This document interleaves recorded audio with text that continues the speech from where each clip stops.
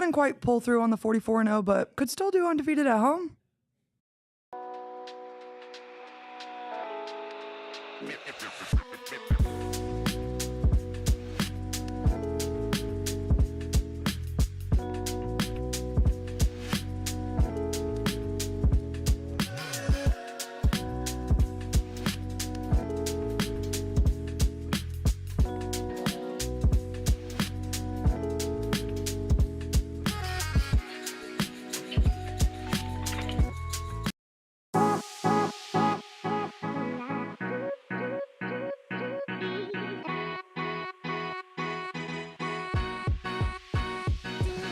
What is up, Phoenix Mercury gang? I am your host, Erika. Today, I'm joined by my esteemed PG1, QB1, on and off the field, on and off the court, in and out of the studio. Everywhere he goes, he's the point in charge.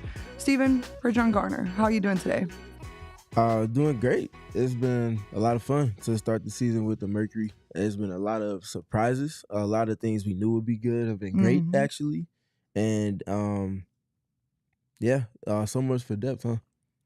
I was literally searching the Twitters this morning, and I'm like, man, all of you people were the same folks talking about how this team didn't have any depth. And now you're suddenly, the biggest Monique Akoa Makani fans to ever grace the planet of the earth, Yeah. And granted, that's not really a name that we pulled out of the hat during the offseason, but to say the team has over-delivered with picks that were undrafted picks is an understatement. So we'll get into that here in a little bit, but shout out to Noah for pulling the strings, X's and O's behind the Mac today. Eric's dancing behind him, kind of pulling a distraction card behind him. I feel like I'm like the curtain of distraction at ASU right now is Eric. He told me to hit my free throws. I'm doing the best I can. But anyways, thank you all for joining us in the chat today. Lou, Christina, I know Rob is in that chat as well. Thank you all for joining. Be sure to leave a like, 5-star review wherever you get your podcasts. Without further ado, though, we got a lot to talk about today. And we actually haven't seen you guys in over a week. And before we go any further, I do want to make sure that we let you guys know at the top of this podcast, we have a PHNX Mercury postgame show to kick off the Commissioner's Cup this Sunday at 3 p.m. So following the game after versus the Sparks on Sunday, which is a road game, Stephen and I will be right in these seats staring back at you to give you all the post-game coverage. I feel like the post-games have been really fun so far this season. We've only done the one, but it can be, I think, a lot of fun for us. So I'm excited to do the post-games with Stephen. We'll have Kevin in the producer's chair. No producer is more excited about what's going on Planet Mercury than Kevin Thomas. So I'm excited to do that with you guys on Sunday, but shout out to all of you in the chat who are literally blowing off your day at work to be with us at 11 o'clock this morning. So, but without further ado, Mercury got a big W on Tuesday versus the Sky. It was a close game, 5-point victory, and it was kind of off the backs of the rookies. It's funny because the Mercury has a big 3, but kind of a big 4 in a weird way. A young 4, I guess, maybe what we should call them, even though they're not that young on paper. But what did you see in the game on Tuesday versus the Sky that kind of excited you the most? There's a stubbornness about this team that's baked into their identity. So we always talk about, last season we talked about the team having a lot of dogs. This season we said that they didn't lack in any way that they didn't last season in terms of dogs. They just had some new dogs in the room. And I think there's no more clear example of that this season than the ways in which they went about coming back against the Chicago Sky. To be at the deficit that they were and to play the way they did in the first half, to say it nicely, they were not proud of that performance in the first half. So you get to the second half, and it's a completely different team. We see multiple double-digit runs, those stretches where they get what they call kills, where they get multiple stops in a row. And then they go down court and also score while establishing these kills, flips the script of the game, and they find themselves in another dogfight at the end, and their dogs were barking louder as they have pretty much all season long. They've been, I believe, the best clutch team in the league so far this season, and it proved to continue to be true off of the resiliency that they have.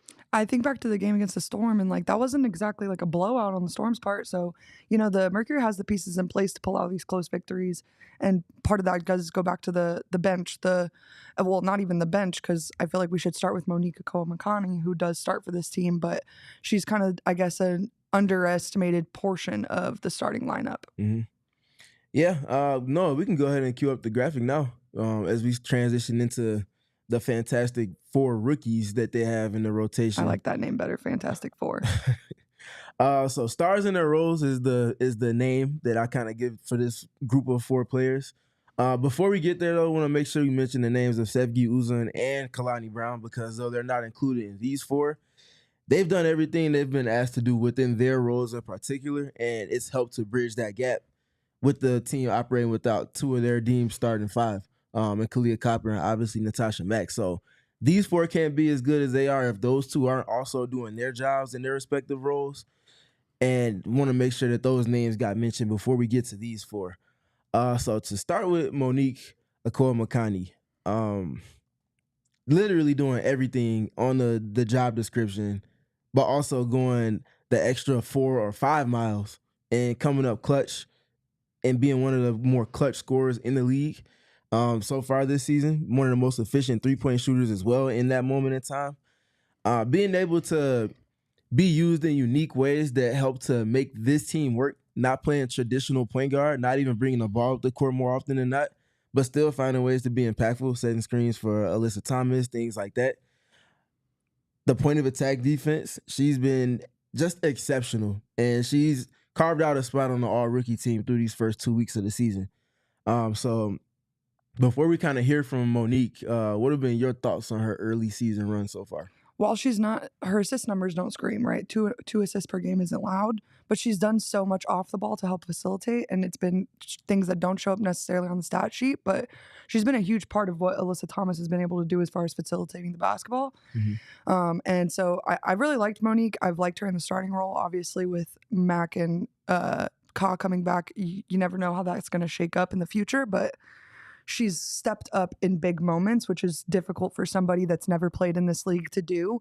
And she's done it over and over again. So, I mean, for the Mercury, she's done everything you've wanted her to do and then some. Yeah, I think that's probably the best way to put it. She's done everything that you want from her and then some. And I think it's the buy-in and also the ability to adapt. So buying into the role of point guard, and I put it in quotations because Alyssa and Satou and eventually Kahleah are going to have the ball most. So a traditional point guard role is not going to be what that role is going to be with the Mercury more often than not. So her ability to adapt, accept a new role, buy into that role, and do the little things that are going to help this team be its best self speaks to just the general buy-in that the team has. And got the chance to ask her about her screen setting for Alyssa Thomas after their win. Wasn't their most recent game. It was the win before the last. And here's what she had to say about that. Monique, you spend a lot of time. I think you set the most screens for Alyssa so far this season when she's on the ball. Can you just talk about the uniqueness of that as a guard and kind of your reads on angles to help her out getting to the rim? You said setting screens.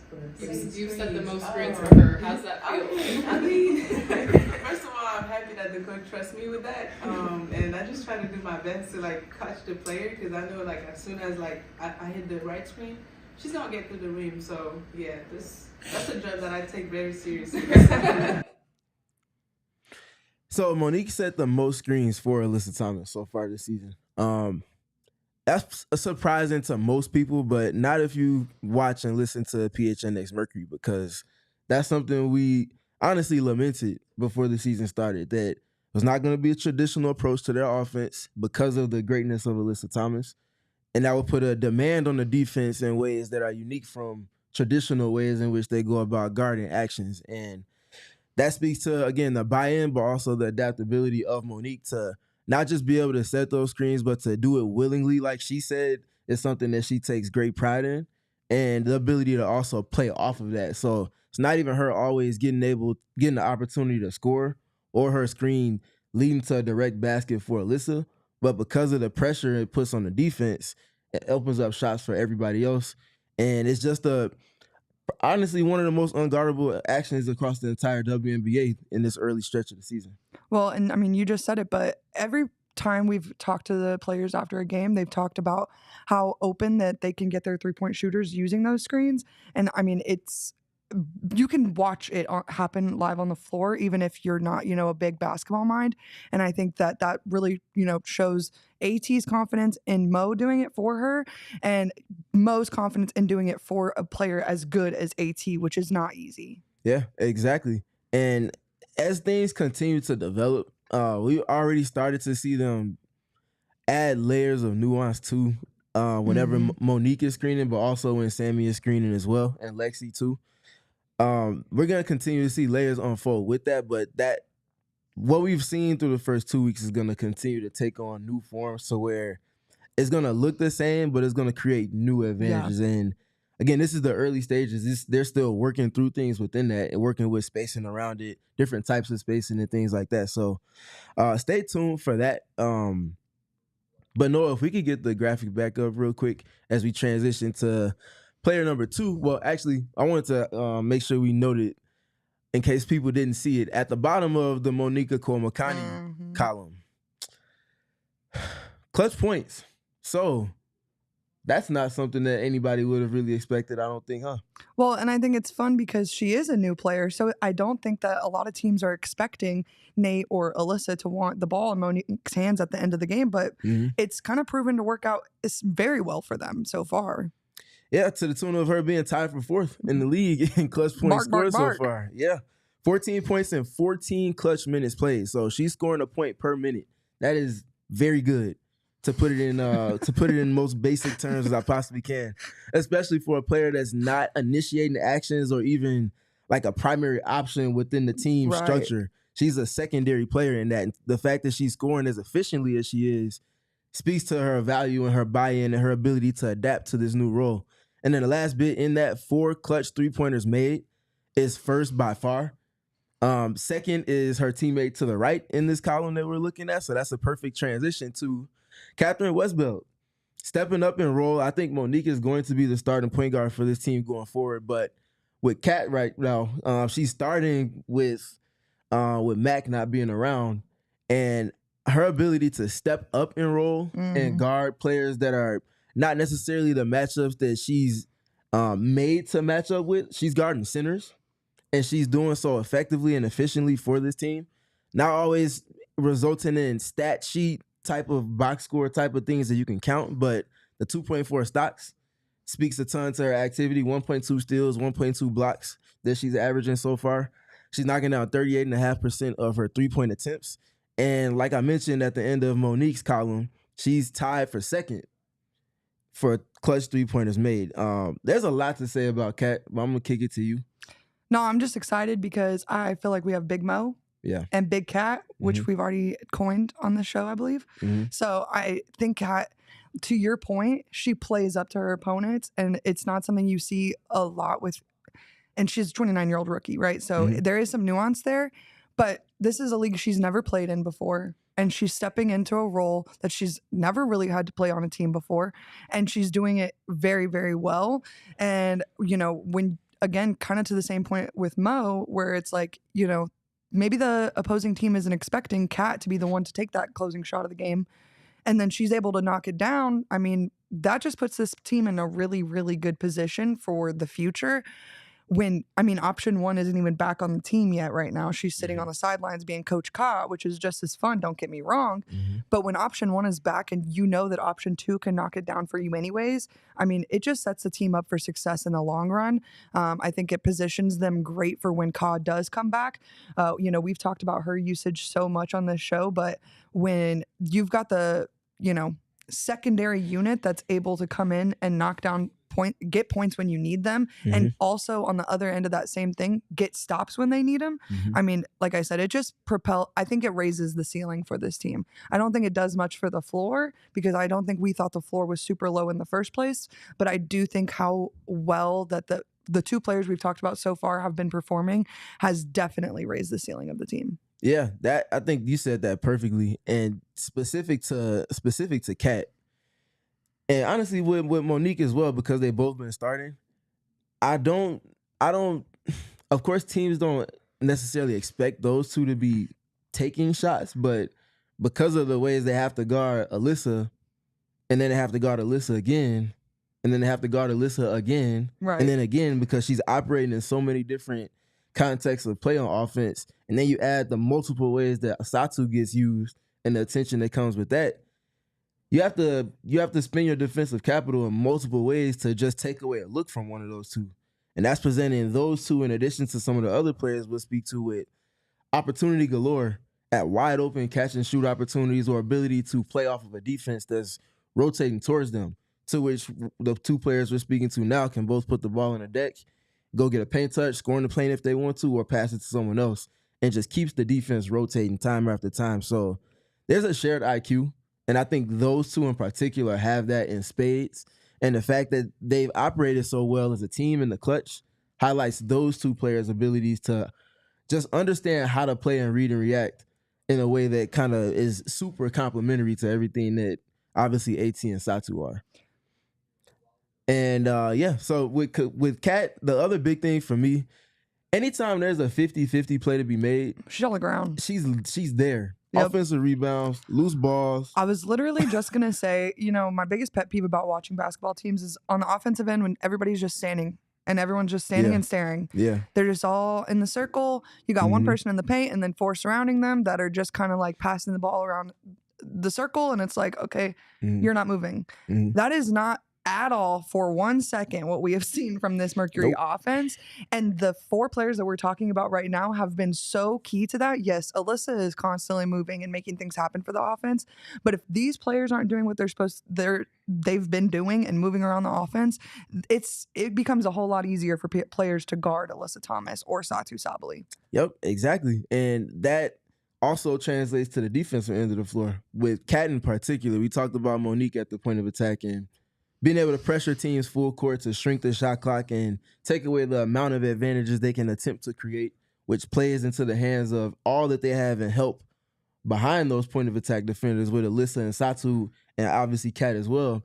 Here's Nate Tibbetts speaking to the late help and the rim protection that those three players in Kat, Alyssa, and Satou can provide and how that helps to keep their defensive shell intact.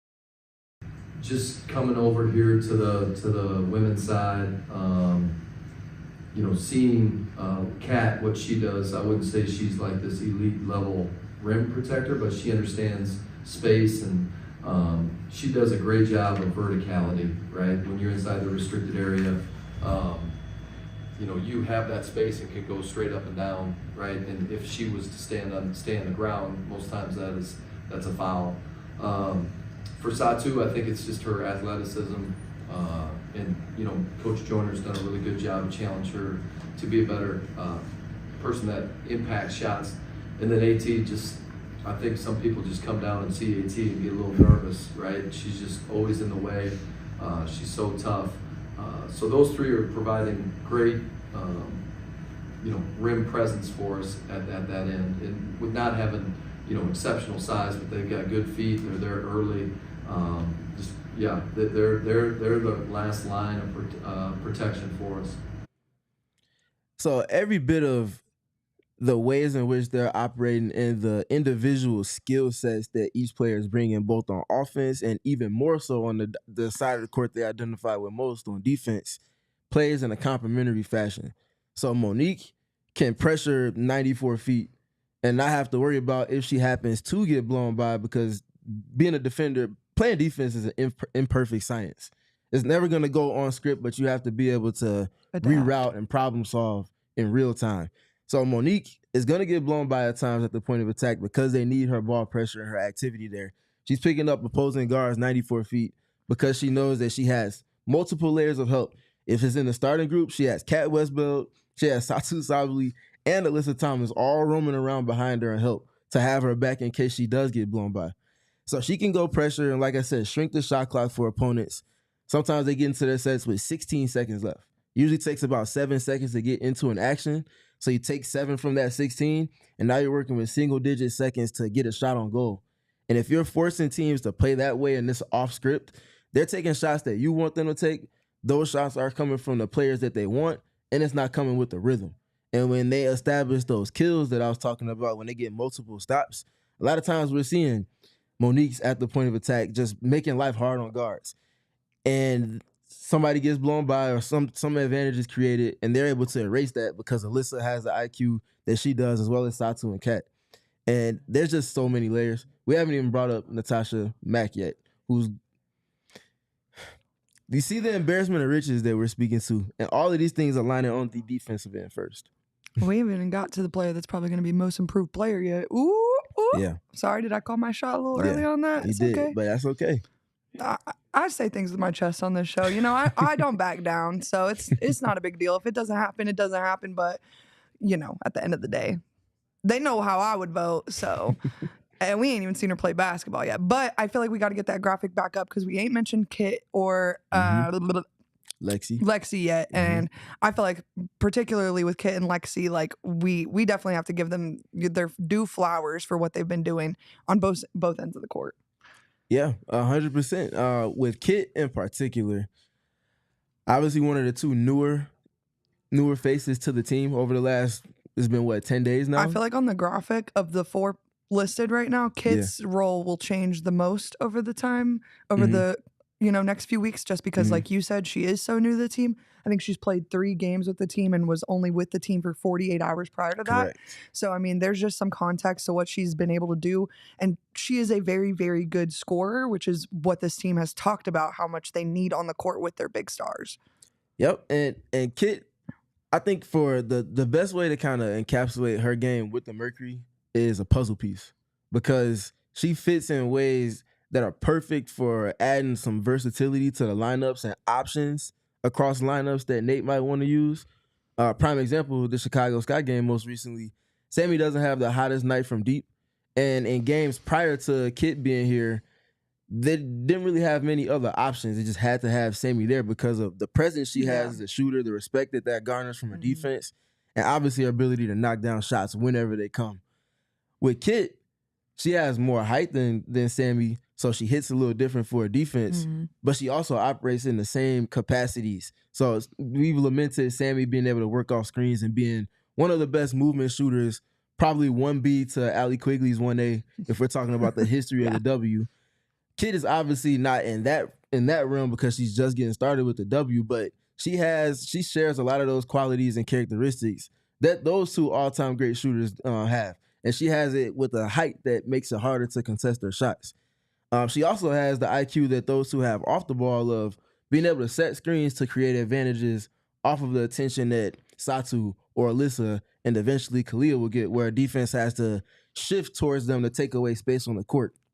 That's going to provide a lot more value going forward. But Kit has been a hand-in-glove fit, and it's because she's just a puzzle piece. She can just go and play with whoever because of her IQ and the complementary skills that she has at her foundation.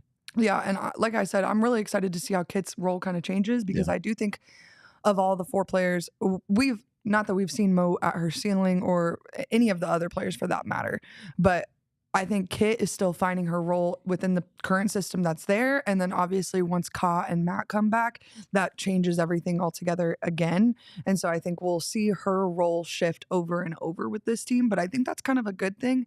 When you have a player that's as adaptable as she is and is a proven winner, that is a winning combination for a team that is trying to make, special things happen here in the desert. So I think Kit is, to Stephen's point, is a key to the lock, a piece to the puzzle, just something that the Mercury needed in order to be successful all season long.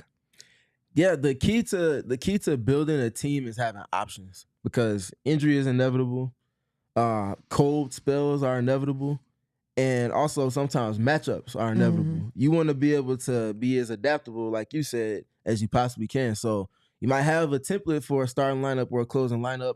A player might be hurt, a player might be on a cold spell. It just might not be able to get the job done. It happens. Do you have options to where you don't lose that template that you're trying to build to, which is what we were speaking to with them closing against the Chicago Sky and having Kit out there. She's able to, like I said, operate in the same ways that Sammy does. They don't lose their rhythm and their flow at all, and they're able to obviously go and get another clutch win. And that speaks to, again, that resilience part that I talked about in the beginning. And then lastly, if we could have the graphic back up one more time, Noah. Lexi Held. I think Dog. Can I just say Dog. this thing says 2.2 steals per game, and it feels more like 8.5. It does. The deflected passes, I don't know if that's something that they genuinely track, but it is, I mean, it feels like her hands are literally everywhere. I tweeted this other day, Lexi Held is everywhere on the defensive end. It's not something that I feel like is limited with her potential for. And when she's playing alongside someone like Alyssa Thomas, it just makes it ups the ante even more. And you know that the defensive pressure from Lexi is going to get better and better and better all season because of the veteran leadership around her. Yep. And Lexi is very much, honestly, all four of these players are puzzle pieces. Facts. So I could literally copy and paste that to all four. But with Lexi in particular, in a complementary style, in place of Monique, who's usually subbing in for who, and how is she holding? She's picking up the baton off of everything that Monique is setting in terms of the tone for the defense at the point of attack. Picking up players 94 feet. Being able to operate in those same capacities whenever Monique's coming off from guarding someone like Skylar Diggins or Kelsey Plum or Courtney Vandersloot, any of these elite and high-level playmakers, as soon as Monique checks out, that pressure doesn't go anywhere. It just picks up and it takes on a unique type of activity in respect to Lexi. And it's, again, building across lineups, being able to sustain a style of play across multiple lineups with different players. And Lexi's just been an elite time-on-task player. You need her to run off a screen, she's been doing that. You need her to set screens for AT, she's been doing that effectively as well. Knock down threes, she's been doing that. Ramping up the activity with steals, she's been doing that. That's like, you can't ask for much more than what they've been doing, and each four of these players have stepped up in what their deemed role is likely going to be once Kahleah comes back and Matt comes back and order is kind of restored. The fact that they know that from each of these four players, whether it be because of injury or if they're in a dogfight and they need some extra efforts outside of the big three, they know that all four of these players can punch up in terms of the weight class for their respective roles. And that's what the makings of championship teams have.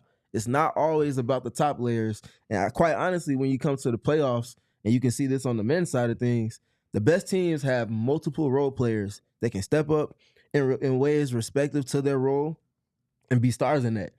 And like we talked about with the graphic, these four players are all stars in their respective roles. Well, I think it's exciting for Mercury fans because the Mercury knows it. You know, the team, the roster knows, everyone knows what their role is, and they've talked about it publicly. And I don't think that that's oftentimes something you see, especially with a team that has a big three to the caliber of which the Mercury does. You know, I think everyone was concerned about depth, but after seeing the way they've talked about their pieces surrounding the big three, how can you be concerned considering everyone knows exactly what Nate Tibbetts and that front office expects from them every single night? And so, you know, these players know what they're doing. They know who they're stepping in for and what the expectations are. And they're not going to let that slip just because they're quote unquote deemed a bench player. And so, you know, it's a really exciting time for Phoenix Mercury fans. I think last year, you know, the bench was awesome with Celeste and Mac and so on. But this is really a secondary unit for this team that can come in and make impact, whether they're just coming in with AT or without AT, they're able to come in and do what they're supposed to do. And so I think it's a really good sign of the times for the Phoenix Mercury. I saw Christina was kind of talking about how she was so concerned about watching the team without BG, DT, and even Tosh this year, but she's loving watching, you know, this team play together right now. And it's just because of how they've been able to make the puzzle pieces work regardless of the circumstance. Yeah, the puzzle pieces fit organically, but they're also bought into the role, which helps that fit. It expedites the learning curve that they're all working towards. And naturally, they're going to hit a little bit of a reset once they get two more of the key cogs over the next handful of weeks coming back in Mac and Kah. That's going to take some shifting, and it might lead to a little bit of turbulence just as they kind of integrate new pieces, one of which there's going to be a high-volume usage player for the team. So things are going to hit a little bit of a snag, but they have so much that's already laid at the foundation. I feel like it's not going to take as long as it would if they were still trying to figure out things and whatnot amongst each other. Well, we're going to talk about all that, the defense and the offensive sets that this team has been running right after this quick break. Everyone needs a checking account. I need a checking account. Steven's probably got a checking account. I would imagine that we both have checking accounts. If not, we might be in a fiscal issue here soon, but Mountain America Credit Union is committed to helping more than 1 million members get the benefits that they need with their checking accounts. Mountain America's My Style checking account has the perks just for you: restaurant deals, mobile phone protection, telehealth access, identity protection, loan rate discounts, offers on travel and events, and so much more. Make My Style your lifestyle at Mountain America Credit Union. Visit macu.com/mystyle to apply. Membership is required based on eligibility. Some benefits require no cost registration or activation. Stephen, you know, I had to buy gas on my way here this morning, and you know what the benefit of that was, though? I got my 5 cents off with my Inner Circle rewards card with Circle K. All I had to do is enter my little phone number, and then bing, bada, boom, it knocked off 5 freaking cents off the gas price. That is everything. And whether you need gas, just some snacks, quick drink, you can get a 79-cent Polar Pop, obviously any day that ends in Y. But you can stop at Circle K. It's America's thirst stop. You can join the Inner Circle for free by downloading the app, putting in your phone number and email address. You get 25 cents off a gallon for your first 5 fill-ups once you've joined the Inner Circle. 3 cents per gallon every day after that, and then you can work your way up into that 5 cent a gallon threshold, like I'm sure Stephen have both done. I'm sure even Noah's in the 5 cent club. And then you also get a bunch of member exclusive deals. Listen, they have fuel days like once a week, like where I'm getting 40 cents off fuel, 30 cents off fuel. And if you're not a part of the Inner Circle, you can't be a part of any of that. So pop in, get enrolled with the Inner Circle. 79 cents Polar Pop, 99-cent Frosters, 3 for $7 Ghost, 3 for $5 28-ounce Gatorades. I mean, the deals just speak for themselves. So go ahead and join the Inner Circle today for free by downloading the Circle K app. Terms and conditions apply at participating locations. Visit circlek.com for details. Woo. Alyssa Thomas and Satou Sabally. I feel like this is the first show of the season where we haven't been beating their names like dead horses, you know? That's true. I have two more quick things I want to speak on from the Let's go. The Fantastic Four that we got done speaking about. One, I think Kah gave Monique the best nickname. Well, I guess it's maybe not a nickname, but she said more money, more problems. Okay, period. The more Monique is on the court, the more problems she causes for defenses and offenses, respective to what side of the ball the Mercury are on. I think that was more than apt, and that's something that's continued to stick since Kah mentioned it. And then the other thing is, I'm gonna continue to say what we mentioned in our first regular season episode when people were in dismay about the depth and whatnot. Just because you don't know these players' names doesn't mean that they can't play ball. Either do the research, take some time to allow for them to show how good they are at what they need to do. But to just jump to conclusions and then be in a situation that you're kind of in now where you kind of got to tuck your tail because things were said, for lack of better phrasing, way too soon. And, you got to kind of... Even ESPN, I feel like, is tucking their tail right now. We should see a lot more apologies than the celebration of what we've been seeing. And then the last bit for me, after I got done addressing that part, I wanted to make sure that with those 4, that speaks to the attention to detail and the ability to build a roster that the front office has. Period. Because obviously they still have to prove it the rest of the season, but through 2 weeks, especially with the injury adversity that they've seen, these players have played better than they potentially were expected to. And again, that just speaks to the team and roster building of the front office. So you can't speak to those players' successes without highlighting the front office.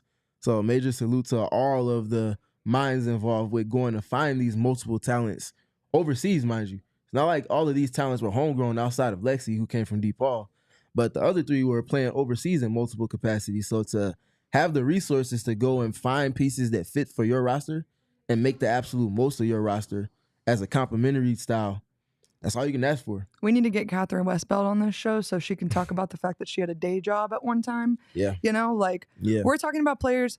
Just to contextualize this for you, this is the first team in WNBA history with 4 rookies hitting 3 or more threes in one game, and they were picked up without draft picks.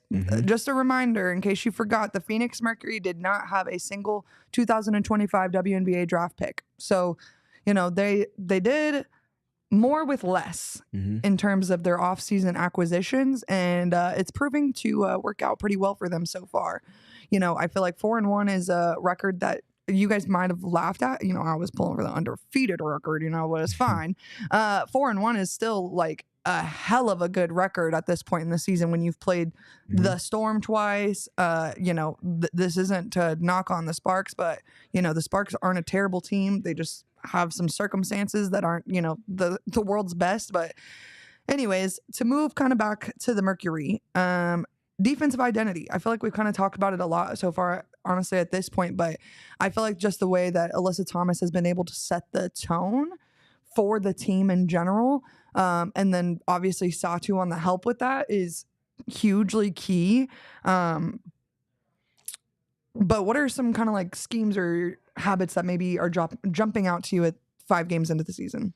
Yeah, we kind of talked about it a little bit already with Monique, and that's their ability to have guards that are comfortable and willing to pressure the ball from opponents for 90 to 94 feet, whether they're picking them up at the opposite free throw line or off the inbound pass, closer to the baseline where the ball is being passed in from.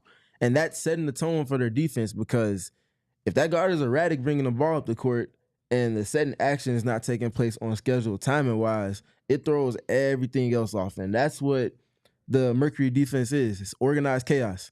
They have multiple ways in which they go about just kind of finding ways to take away the rhythm from a defense, whether it be the pressure on the ball from the guards on the perimeter, or if Kathryn Westbeld is being posted up by an opposing center, she's able to push their catch points further up the court, stay attached to them, and they might be able to gain a little bit of space, but because of her ability with her quick hands and her anticipation as a defender, with the dribbles in the post that are kind of more predictable, she can poke those away and just generally keep them from getting up clean shots. We've seen it happen multiple times, whether it be Ezzy McBagor, whether it be Camila Cardoso, whether it be Erika Hamby or Azurá Stevens. She's just been getting the job done.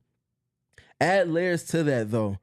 We talked about the help defense already, and I'll actually go ahead and kick it to Noah here real quick to hear what Alyssa Thomas had to say about just everything that they do with their help defense and how they set the table for that to be so impactful. Yeah, I mean, it's something we work on. You have our guards pressuring as hard as they are. It's our responsibility to make sure we have their back, and I think that's the biggest thing that was down the stretch in the fourth quarter, was knowing that we had each other's back, and just trusting that we were going to be there. Yeah, the key word in all of that being trust. Everybody's bought into their role and understands the pieces that are around them as well and what their abilities are. And because of that, there's a confidence that they build up when they get these multiple stop sequences that I've been speaking to. And that is largely why they've been the best defense in the league so far. Yes, they can play with the activity. They can force teams to play off script, but it's their ability to sustain, because a lot of teams can do it in pockets. Can you do it when you need it most? Do you rely on that when you need it most? And can you sustain it? And through these first 5 games now where they've gone 4-1, I would probably say they've been pretty good with that, huh?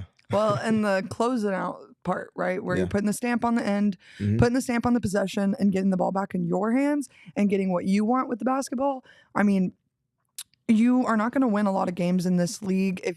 We talked about it, I feel like we hammered it last season. If you have to play defense for over 30 seconds, it becomes way, way, way more difficult. And this team hasn't had to do that a whole lot of times so far this season. And so we're seeing, the benefits of their own labor really with that. Yeah, most definitely. And it's because, for one, they're not having to rebound as much because of the activity and the steals and the shot clock violations that they've been forcing. So one way to kind of navigate rebounding or having to go up against teams that might be better or potentially better at rebounding is just not have to do it at all. Yeah. And if you can do that in a sustained manner, now you have a defensive process you're playing to. So that's definitely been a significant part of it. But also when they have to, we've seen Alyssa Thomas crashing the boards. That's needless to say one of her strengths.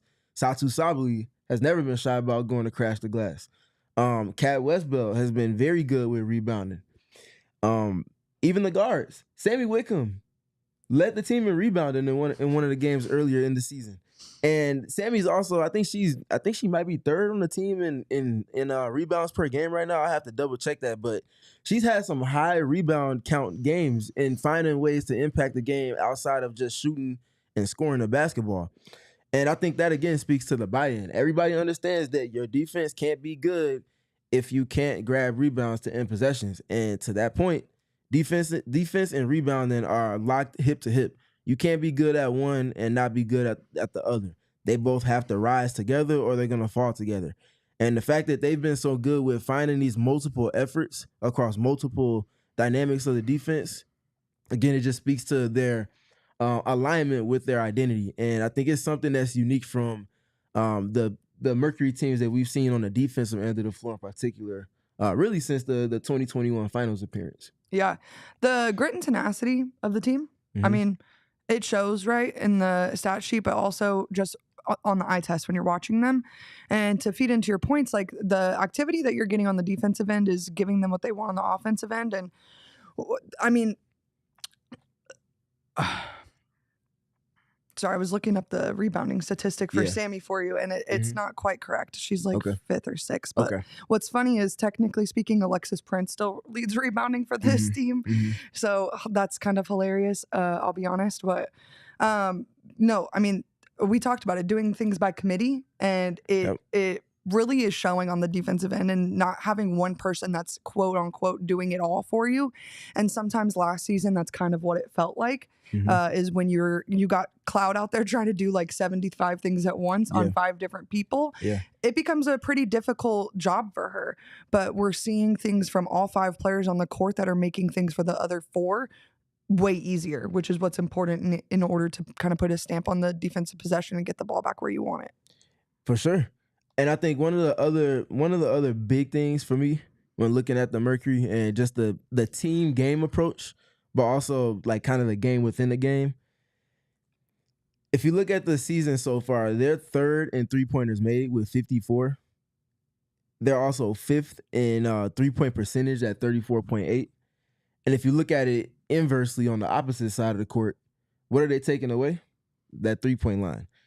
As a defense right now, they're giving up the least amount of 3-pointers made per game. They're only allowing 6 to their opponents. In terms of attempts on goal, they're allowing the 4th fewest 3-point attempts at just 21.8.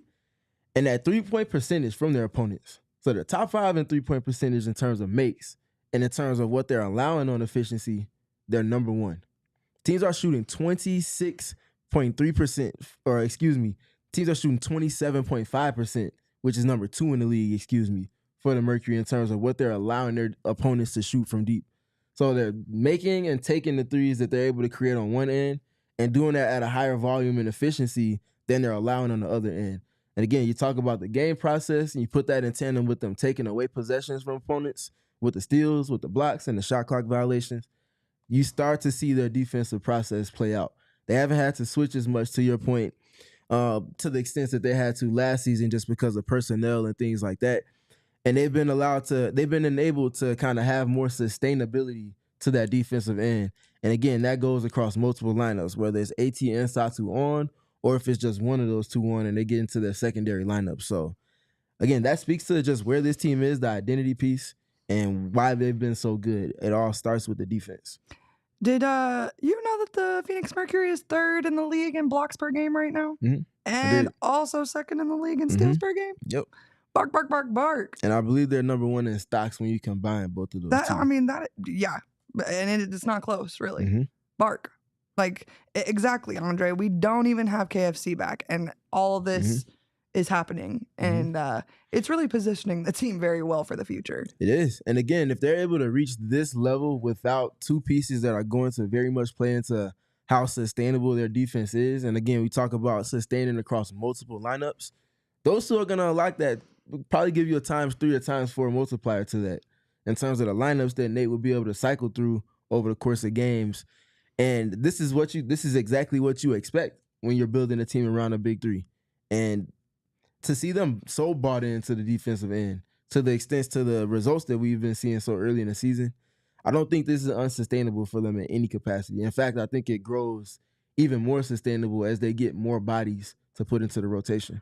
Well, and I want to be able to talk about the offense really quick too, because when you pull the same set of stats, assists per game, Phoenix Mercury in 5th, but Alyssa Thomas is, I believe, 3rd overall, or 2nd, on average, just under Natasha Cloud, actually, unfortunately. Yeah. But interestingly enough, I mean, I feel like those numbers do reflect exactly that this team has been playing together, and goes back to our points earlier, where this team is bought into playing their role and not trying to do too much or too little, and compared to what they need to be out there doing. No one's taking shots that are not their shot.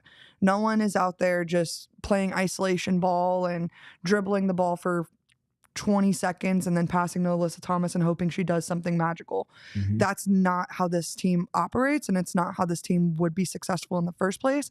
And we've seen the team do, the actions that you've spoken about at length already, and get into positions for success and capitalize on those. And so I think, we're in good non-murky waters as Mercury fans right now. That's funny. Yeah, with Alyssa in particular though, no, we can kind of get this one queued up. Nate's talked about how just versatile she is on offense, and I had a chance to ask him about how she's essentially their fail-safe on offense when things go kind of haywire or it gets kind of chaotic in terms of the game flow. They can just simply get her the ball, whether it's at the post, whether she's at the elbow, or if she's initiating a pick and roll. It settles everything down, and they always end up generating a good shot from it. So here's Nate speaking to Alyssa being kind of their just calming presence on offense. You probably see me jumping around over there to slow it down to get to AT, because I feel like when she has it, we're going to get a good shot. The turnovers have been an issue this year. I think the last 2 out of 3 games we've done a better job of taking care of it. For her to have it as much as she did and have 1 turnover tells you a little bit about the pride that she takes. And I've said it, like she's going to do whatever it takes to win. And the fun part for me and our staff is, like, I don't think we're kind of done figuring out ways to put her in positions to be successful. Obviously, we're putting her in the middle of the floor and setting some ball screens with our guards, but I think the elbow is an opportunity for us to find more of those. And then also off the block, right? And we haven't gotten there yet. Our actions out of the post haven't been as good, but there's so many things that she can do as a playmaker. It's pretty special. That's the greatness of Alyssa Thomas. Outside of 3-point shooting, there's literally nothing else that she can't do on the floor on offense, whether it be in a traditional sense as a big or in an evolved version, operating almost as a guard in multiple respects and being able to pressure defense in multiple ways. You heard Nate talk about the pick and roll part, which we've lamented. Talked about the elbow touch part, which we've also lamented. The one part that they haven't gotten to yet that I think will come about more organically once Kahleah comes back is Alyssa being able to play out of the post a little bit more. That's going to put Alyssa closer to the basket. She has multiple hook shots and footwork ways in which she goes about finishing in the paint. And that's going to add just another layer to this offense that we just haven't quite seen just yet. So, and that speaks to, again, just all of the complementary pieces that they have around.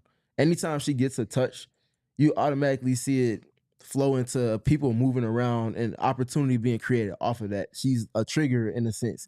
As soon as she gets a touch, especially at the elbows, watch how quickly and how promptly everybody else immediately starts to move, plan and read and react around one another. A screen being set for somebody here, and they're able to flare off it. Or somebody setting a screen here, and somebody's going towards Alyssa who has the ball at the elbow. And the ways that kind of opens up things at the initiation of offense, but also and even more so after an action breaks down. Alyssa's their fail-safe. And, how much of an embarrassment of riches is it to have all this action going on, nothing works, you just throw it to Alyssa at the elbow, and all of a sudden you get a high percentage shot opportunity, regardless of who else might be on the court with her. I mean, it makes things extremely easy if you're Nate Tibbetts. Just ask Stephanie White and all of the Twitter users for the last 48 hours in regards to the Fever fans. They'll tell you how good of a player Alyssa Thomas really is, because the versatility just makes everyone's job so much easier. And there's so much, to Nate's point, there's so much still to be unlocked with this team. And when you have 11 players that are playing together right now that none of them have played together other than Satou, Kalani, Brown, but the rest of them are all new to each other and the system. So, I mean, they are, playing on bare bones playbooks right now. And as the season gets deeper and we're closer to that 44th game, their, playbook is going to become a lot more expansive and their options are going to be kind of limitless, which is going to make Nate Tibbetts look really freaking good at the end of the year. And the word that I'll continue to use when speaking to their offense is adaptable. And there are layers that they haven't showcased in that quite yet. We just got done talking about Alyssa's post-ups. There's multiple other things that we'll be speaking to, I imagine, over the coming months going into the All-Star break. And the ways in which they can go about compromising the defense. Being able to adapt to, okay, if a team wants to play a more switch-heavy defense, we can go to all of these different actions, put them in rotation, and then still get the shots that we want. If a team wants to stay more traditional, we can go to the pick and rolls with Alyssa Thomas. Obviously, when Kahleah comes back, there's going to be a whole different layer of their playbook that they haven't gotten to quite yet. But we haven't spoken to Satou within all of that. That just speaks to the multiple different ways that they can pressure a defense, all through adaptability and the ability to play a complementary style of basketball. That's also not always scripted. So a defense can't get a beat on things at times because just because Alyssa got this elbow touch here doesn't mean that it's only going to be one action that's taking place. Just because Alyssa got this screen from a guard doesn't mean that guard is going to actually sit there and set that screen. They might flip the angle. They might pop out.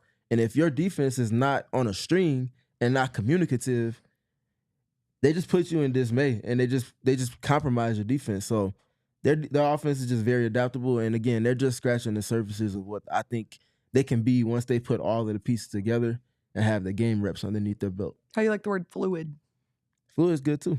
Because I feel like it moves like the water, For sure. They're never standstill. I never have to watch them stand around in a circle and pass the ball on a rock. It drives me nuts. And I see a lot of other WNBA teams do it, and I don't feel like I've seen much of it from the Mercury so far. So I'm excited for the options that they have and for the options that are going to return.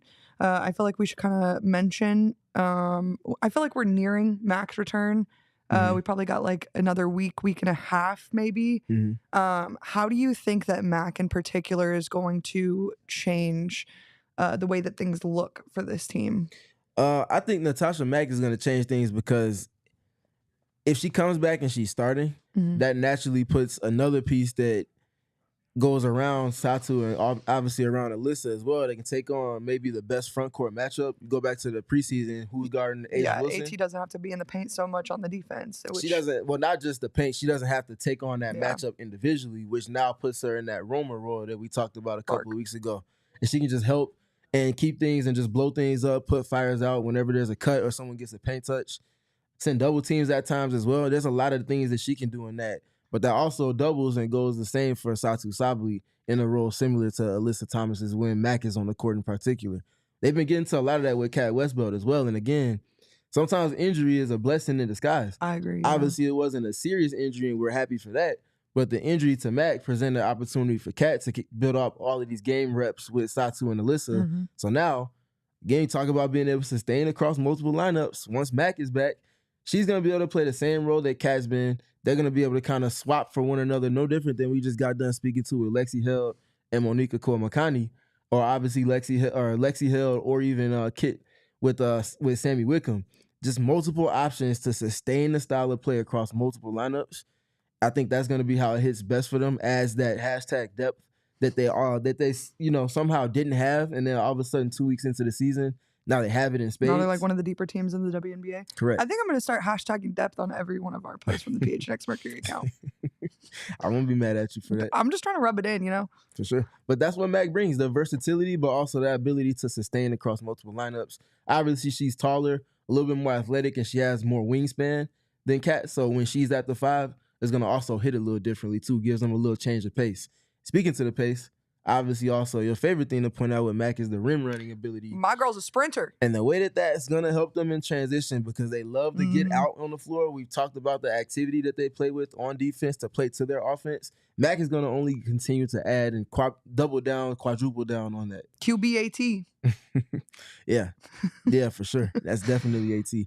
But the timeline they gave Mack, the earliest she would be able to return is on the 1st. So that would be Sunday's game against the Sparks. So if she is on track to return, I would imagine that would be the earliest, and maybe a few games or so after that, we likely see her back next week sometime. Hopefully just back in PHX Arena. I'm trying to see the Mack truck live and in the flesh. You know what I'm saying? I feel like I missed out, you know? Yeah, for sure. For sure. And then the vibes. That's the other thing. She's been doing a lot from the bench, but when she's on the court, the vibes are just even more. They just take on a different hit. And how much she's so in tune with Nate, I feel like is such a benefit for the team. Yeah. You know, this team does lack continuity from last season, period, point blank. But it's kind of benefited them in a certain way because, you know, Nate has said he wasn't able to kind of coach the team into the system that he wanted to last season. And so all this newness has gotten him in a position to coach exactly how he desires to do so. And, you know, like you said, all these new pieces have been doing what he's asking them to do, and it's proven to be successful. With Kah's obviously a little further of a return, probably late June, if not early July. Yeah. I think the earliest she might return based off of the timeline given that injury, they said the earliest is, I think, 4 weeks or 3 weeks. That would put her in position to return for their mid-June matchup with the Las Vegas Aces. Don't quote me on the date. I think it was like June 15th or something like that, if I'm not mistaken. But yeah, so Kah's probably a couple of weeks away from the earliest of that timetable of returning. But the positive side is we saw her at practice earlier this week.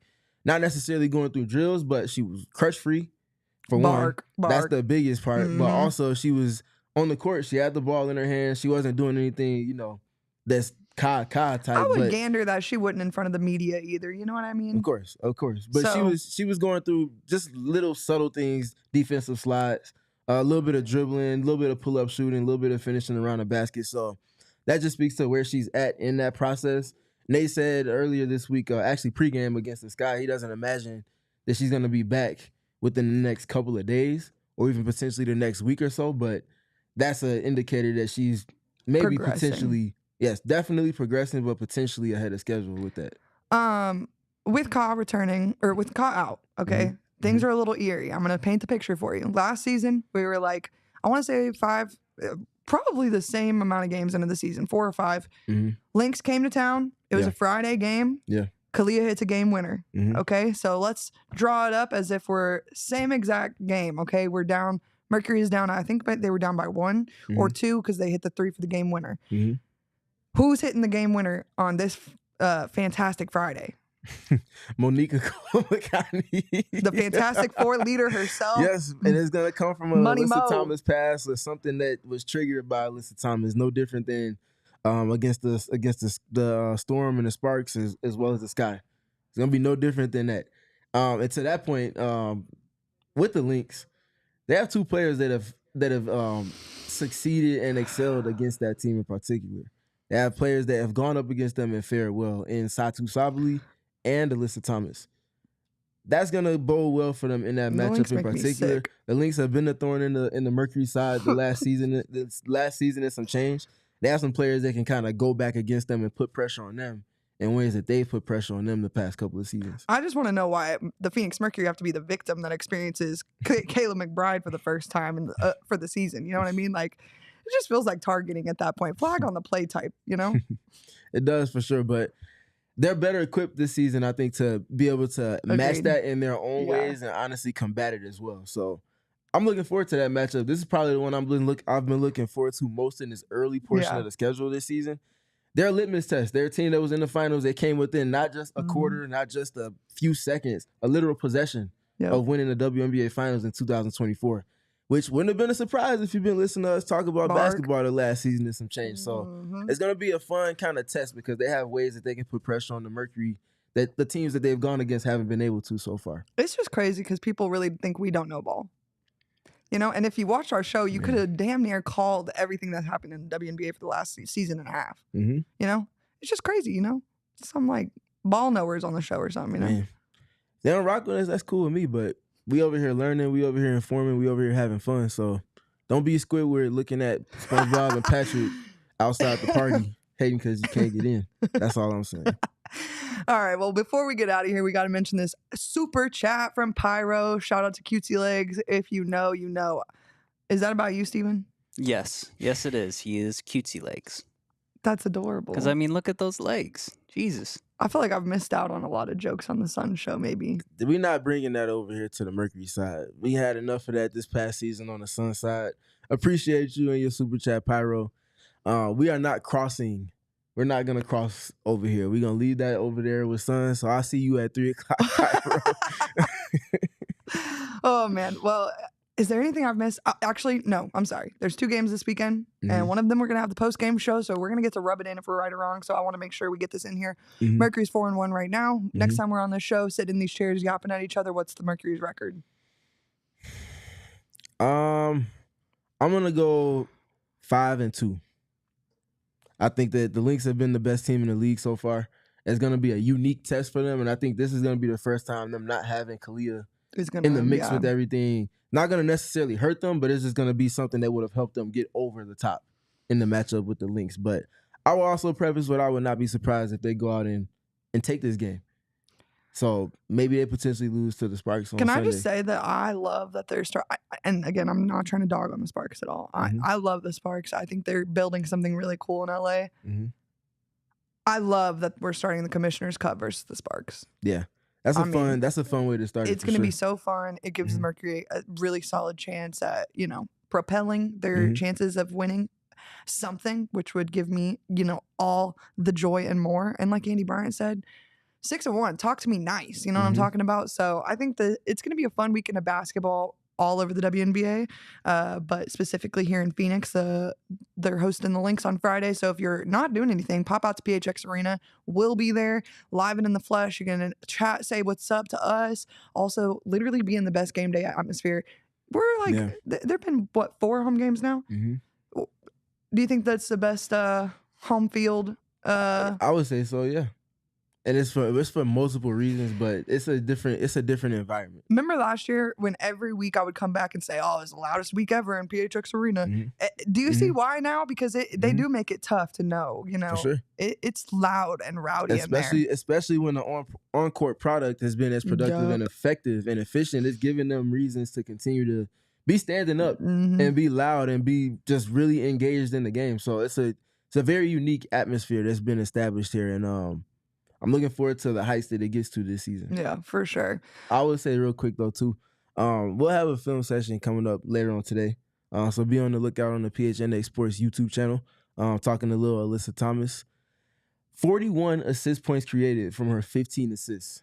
15 assists was her second most in her career, but the 41 assist points created was her most by like 7 or 8 points. Dang. Against the Sky, yeah. So we're going to be talking about little Alyssa Thomas today, and be kind of on the lookout for these film sessions going forward throughout the season. Well, and don't forget, we got a ton of other WNBA content coming all over your ALLCITY networks. You can pop over to CHGO Sky, watch the Sky Show with Stephen and Katie. Am I right? Yep. Period. And then the DLLS Wing Show with myself, Rob, Bobby, KG.